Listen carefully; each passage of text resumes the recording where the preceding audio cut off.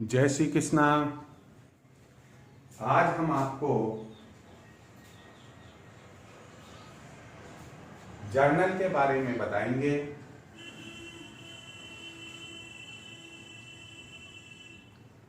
आप पहली बार किसी बिजनेस के लिए बिजनेस ट्रांजैक्शंस का लेखा करना सीखेंगे। Business organisations small, medium, large and very large होते हैं। आज हम देखते हैं कि मल्टीनेशनल कंपनीज भी होती हैं। हर साइज के बिजनेस के लिए अकाउंटिंग बुक्स एक जैसी और एक ही संख्या में रखी जाए, ऐसा नहीं है। आपका जो अभी लेवल है, आपका जो स्टैंडर्ड है, उसमें मैं आपको यही कहना और बताना चाहूंगा कि जो स्मॉल बिजनेस होते हैं, मिडिल बिजनेस होते हैं, मिडिल साइज बिजनेस होते हैं, वे अपने यहां कोई भी ट्रांजैक्शन होने पर सबसे पहले जिसमें लेखा करते हैं, एंट्री करते हैं, उसे जर्नल कहा जाता है। बाकी जब इन फ्यूचर हम आगे बढ़ेंगे और large size business organisations and very large size business organisations की स्टडी करेंगे, तो आपके इसी बुक में एक चैप्टर मिलेगा आपको आगे पीछे, जिसका नाम है सब्सिडियरी बुक्स। उसमें जर्नल नहीं है, बल्कि उसमें cash book, purchase book, purchase returns book, sales book, sales returns book, bills receivable book, bills payable book and journal proper. इस प्रकार से 8 बुक्स रखी जाती है। यहां हम उनकी जानकारी अभी नहीं देंगे, क्योंकि फंडामेंटल्स तो आपको अकाउंट्स के आए नहीं, तो आपको आगे की बात कैसे समझाई और बताई जा सकती है। हम जर्नल के बारे में यहां प्रॉपर तरीके से स्टडी शुरू करें, उसके पहले मैं आपको बता दूं कि एक तो अब इस वीडियो के बाद आप एक भी वीडियो मिस नहीं करेंगे। दूसरी बात है कि आप इसे लाइक, सब्सक्राइब, शेयर अवश्य करें और अपने कमेंट बॉक्स में जरूर दें। आप किसी भी बुक से स्टडी करें, हिंदी हो, इंग्लिश हो या और कोई आपके लैंग्वेज में चलती है, आप जरूर कीजिए, नो प्रॉब्लम एट ऑल। बस मेरा जो लेक्चर है, मेरा जो स्पीच है, वो आपके समझ में आना चाहिए। मैं पक्की बात कह रहा हूं कि इस वीडियो को देखने के बाद आपकी अपनी पुस्तक, आपके अपने टीचर के द्वारा, अभी चूंकि ऑनलाइन पढ़ाया जा रहा है, जो पढ़ाया जाता है, ये सब समझ में आने लग जाएगा। क्योंकि हम और आप एक इजी वे में समझने और समझाने का काम कर रहे हैं। कोई स्ट्रेस आपके ब्रेन पर हम नहीं देंगे। Come to the point.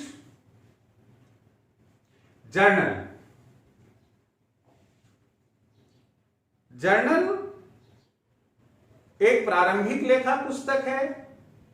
प्रारंभिक लेखा पुस्तक इसलिए कहा जाता है कि ट्रांजैक्शन या सौदा या व्यवहार या लेन देन होते ही उसका लेखा एक मिडिल क्लास या स्मॉल ट्रेडर इसमें करता है।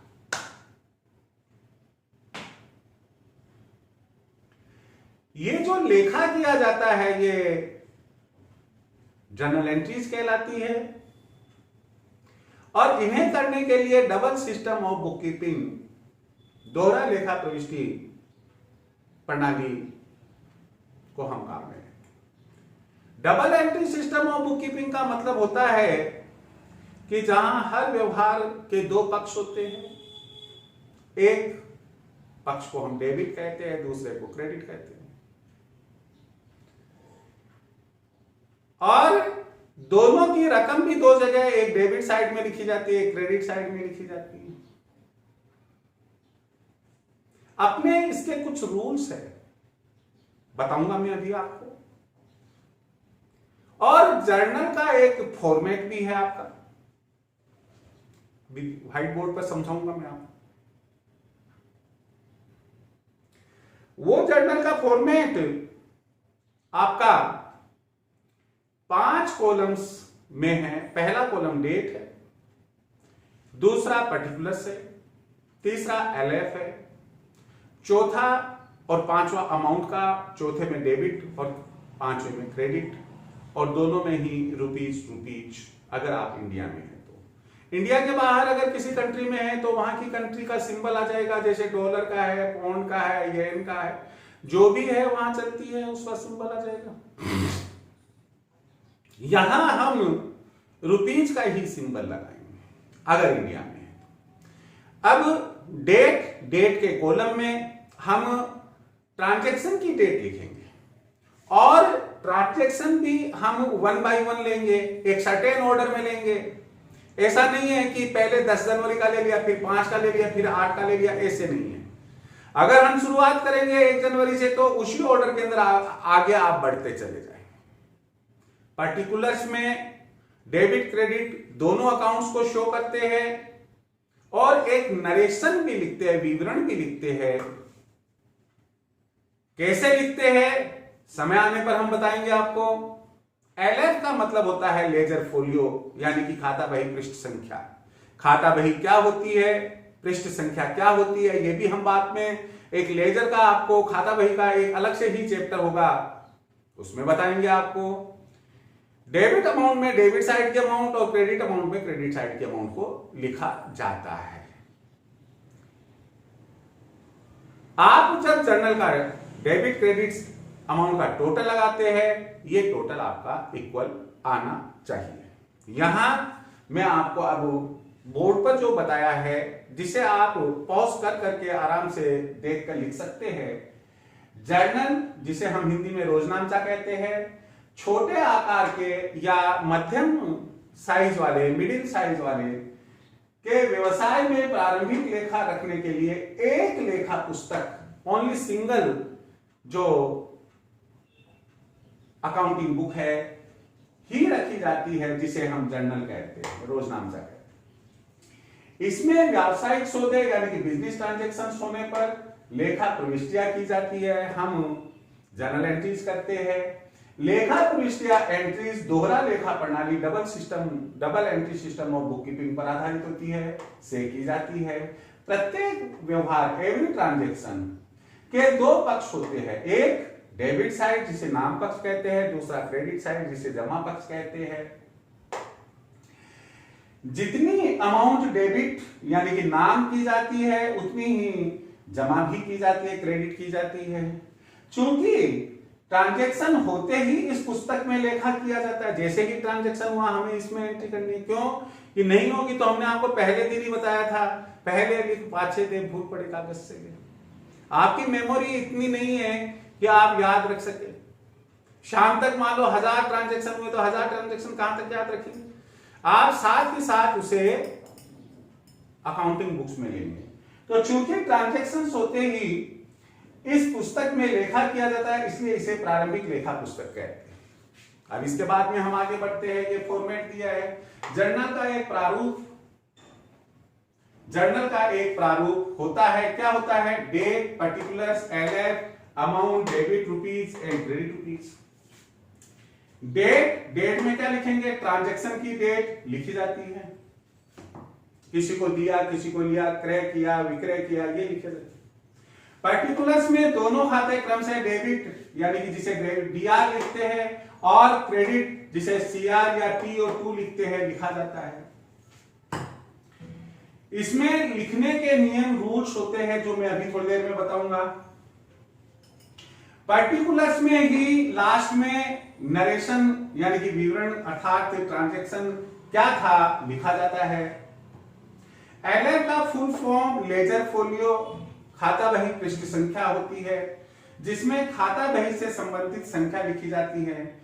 पर्टिकुलर्स में जिस अकाउंट को डेबिट और डीआर किया जाता है उसकी रकम अमाउंट के डेबिट खाने में यानी कि कॉलम में, और जिस अकाउंट को क्रेडिट सीआर या टू किया गया है उसकी रकम अमाउंट के क्रेडिट खाने में कॉलम में लिखी जाती है। जर्नल की डेबिट और क्रेडिट अमाउंट के कॉलम्स का योग हमेशा समान इक्वल रहता है। जब आप इनका दोनों का योग करेंगे वो इक्वल ही रहेगा। आप इत्मीनान से इसे देखिए। मैं आपके लिए स्क्रीन बदलूंगा, अभी आराम से देखिए आप।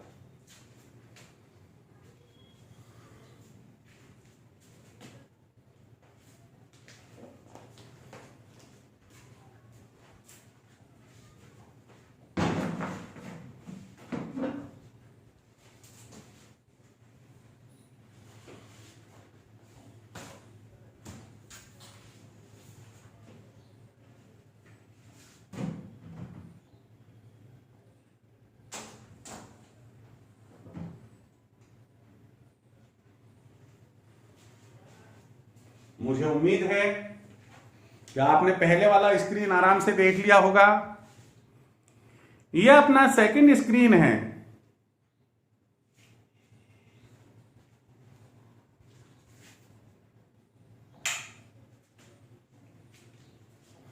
इसमें व्हाइटनेस अच्छी है। हम कोशिश करेंगे कि जो पहले वाला स्क्रीन है उसमें भी व्हाइटनेस अच्छी आए। हमने यहां पर उसको कंटिन्यू रखते हुए आपको बताया है, एक नोट लिखा है कि सामान्य नियम है कि जर्नल का फॉर्मेट जो आपने फॉर्मेट बनाया, date, particulars, LF, debit amount, credit amount, journal का फॉर्मेट लाल शाही रेड इंक से बनाना चाहिए। जो लाइन है वो रेड लाइंस होनी चाहिए, हेडिंग्स है वो रेड हेडिंग्स होने चाहिए। साथ ही नरेशन के बाद में जो नरेशन लिखेंगे पर्टिकुलर्स के कॉलम को रेड लाइन से ही क्लोज करना चाहिए। ये बात एक सामान्य बात है। आजकल टीचर्स ये नहीं कहते हैं। टीचर्स तो ये सीधे से कह देते हैं कि भैया जो भी आपके पास में बॉल पेन है आप उस बॉल पेन से, ब्लू है तो ब्लू से ही कॉलम्स बना लीजिए और ब्लू से ही आप हेडिंग्स डाल दीजिए, ब्लू से ही आप क्या करें कि नरेशन को क्लोज करते हैं। खैर, अब मैंने आपसे कहा था कि जर्नल एंट्री करने के रूल्स हैं, तो रूल्स ऑफ जर्नल एंट्रीज आपको मैं एक बात बता दूं कि जब आप अकाउंट्स में काम करेंगे तो नाम है अकाउंट, और अकाउंट से अकाउंट्स बना, अकाउंट से अकाउंटेंसी बना, अकाउंट से ही अकाउंटिंग बना। तो ये जो अकाउंट है ये क्या होता है? अगर हम एक साधारण बोलचाल में देखें तो एक व्यवसायी के लिए जो खाता होता है वह एक ऐसा विवरण होता है, एक ऐसा रिकॉर्ड होता है जिसमें डेट वाइज किसी एक पर्टिकुलर पर्सन के लिए, पर्टिकुलर थिंग के लिए, पर्टिकुलर एक्सपेंस के लिए, पर्टिकुलर इनकम के लिए डेट वाइज रिकॉर्ड रखा जाता है। जब तिथिवार क्रम से एक स्थान पर किसी एक व्यक्ति, वस्तु या खर्चे, आय का रिकॉर्ड रखा जाता है तो उसे हम खाता कहते हैं, अकाउंट कहते हैं। अकाउंट तीन प्रकार का होता है मेनली। एक पर्सनल अकाउंट्स होते हैं, दूसरे रियल अकाउंट्स होते हैं, और तीसरे होते हैं नॉमिनल अकाउंट्स।